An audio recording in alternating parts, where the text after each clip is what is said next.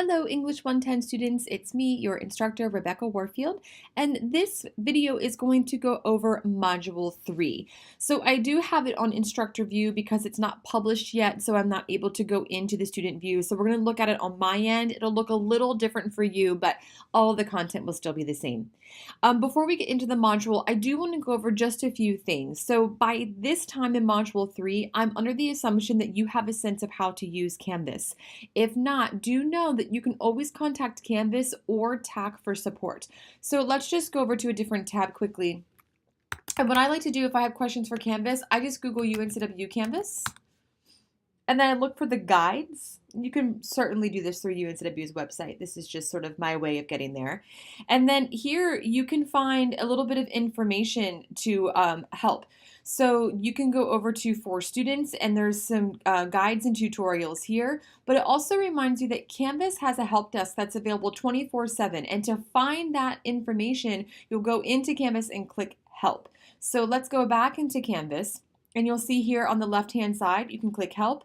And bada bing, bada boom, here's a bunch of different ways for you to get help. And this is really the best option, I think, here because the folks at Canvas are really helpful and very kind, and they will stay on the phone with you and walk you through step by step until the problem is resolved. So you can access this number here. But there are other ways to get help through here, but this one is my favorite. It's not that I don't want to help you with Canvas, I'm just not a tech person. My job is to teach the course content, so I know a lot about that, but I really don't know much about how to fix tech issues with Canvas. Now, if you're having other issues, you can always Google UNCW TAC for the Technology Assistance Center. And there you go. You can go right here, and there's information for you here, including ways to get help over the phone. They're really helpful. They can even log into your computer, which is kind of freaky, and see what you're seeing and help you that way. But headed back over into Canvas, let's get into Module 3.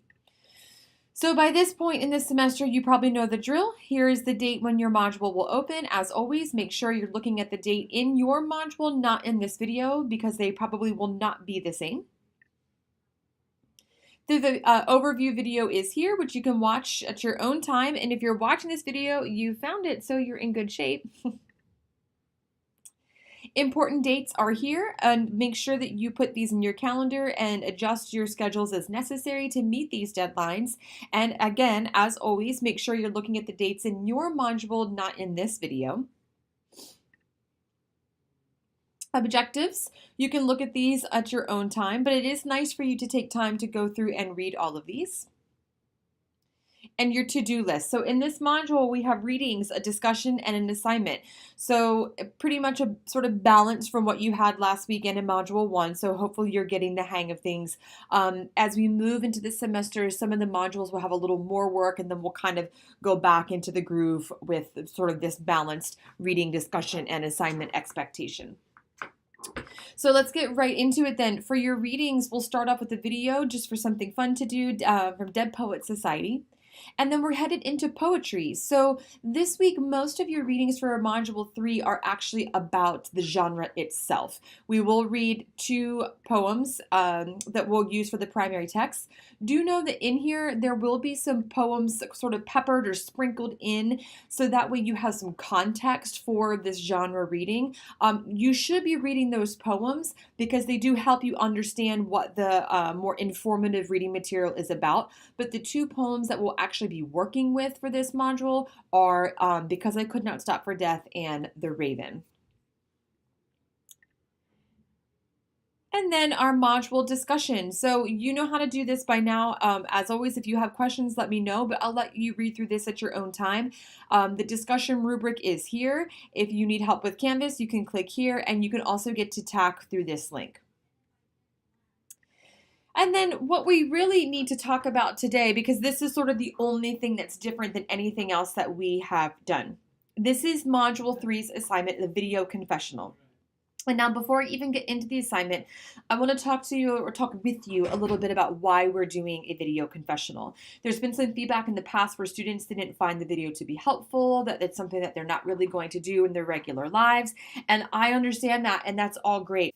But actually, the reason why we're doing a video confessional isn't because I necessarily care if you're able to record a video and post it on YouTube, or if you're able to video conference or anything like that. I mean, sure, in my heart of hearts, I care.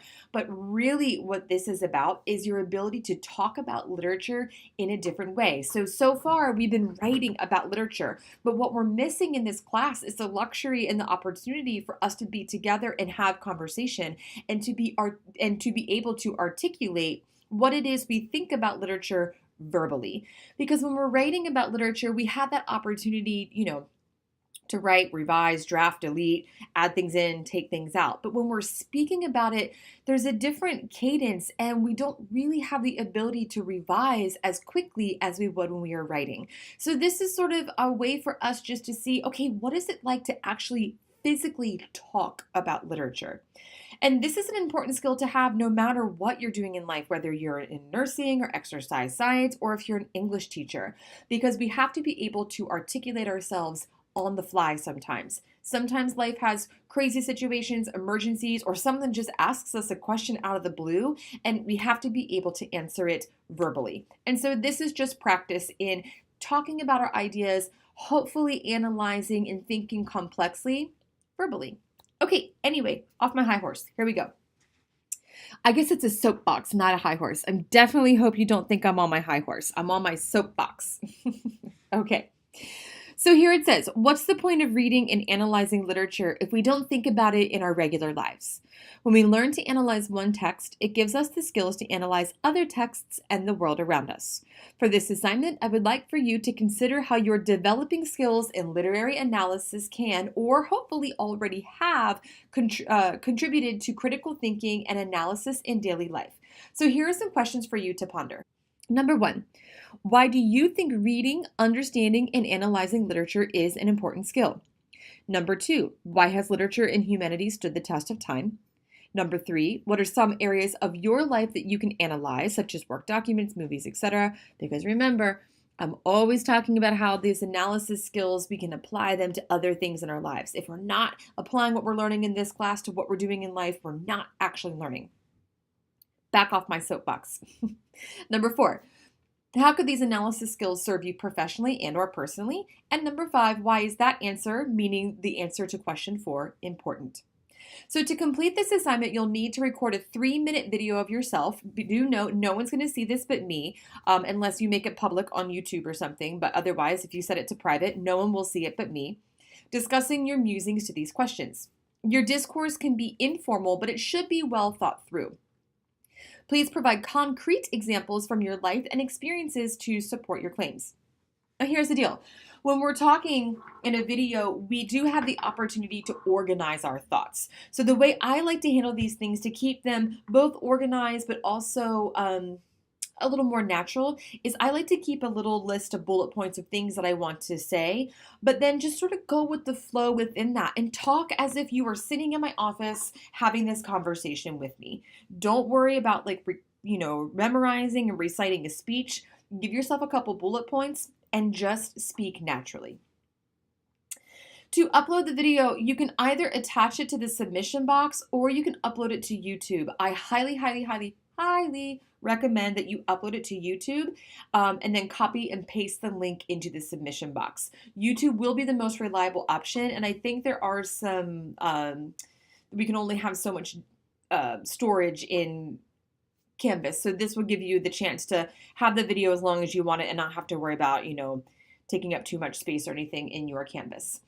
So here's the deal. So we can head on over to YouTube. So you can click over here, and once you're signed in, you'll see this little camera guy. You can click that and hit upload a video. And once you're here, you can download the video that you have saved onto your hard drive into YouTube. If you don't want anyone to see it, you'll need to click this privacy button and move it to private or unlisted, your choice. I use unlisted because what that does is it does keep it on YouTube and it's public, but it's not something that people can search for. But that's up to you. Your privacy is your business. So if you don't care if it's public, public's fine. If you want it to be on YouTube publicly but not listed, unlisted your option. Or if you want no one to see this except for me, private is the option. So once you upload your video, it's going to give you a link. It takes a few minutes sometimes to upload. Copy and paste that link and make sure you send that to me. You can also embed the YouTube video into your submission box. Honestly, I don't really care if you embed it or give me the link. I think the best option is probably both. I just want to make sure I can access it. Okay, if you have questions about that, let me know.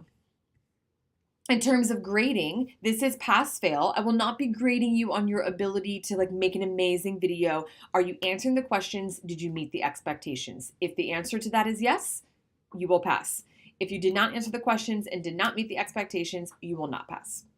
So it's pass fail. You must meet the time requirement and address the prompt. Please make sure it's a minimum of 3 minutes. I don't care if it goes over 3 minutes, but a minimum of 3. You must provide evidence from your life to support your claims. Just like in Module 2, how we talked a lot about providing evidence from the text to support your claims, I want to know how, in a concrete way, are your answers to these questions true. We can never say anything is true just because it is. We have to support it with evidence. And then the assignment must be completed on time and the video must be working. So please make sure your video is working. If I cannot access your video, I cannot give you a grade for it. So that is the rubric. Please don't let this freak you out. Some people are really comfortable on camera and they don't mind. Other people are not. Don't let it freak you out. Like I said, keep a little list of bullet points that you want to address next to you. Have a good time with this. And remember, this is just another exercise in opportunities and ways in which we can speak about literature and ways in which we can really articulate our ideas, because that's what we're doing here. We're learning how to answer questions, articulate our ideas, and support it with evidence. Okay, so that's it for this module. Not too bad, I hope. If you have questions, let me know. I'm happy to help or direct you to the right resources to help you, and I hope you have a wonderful day. Bye.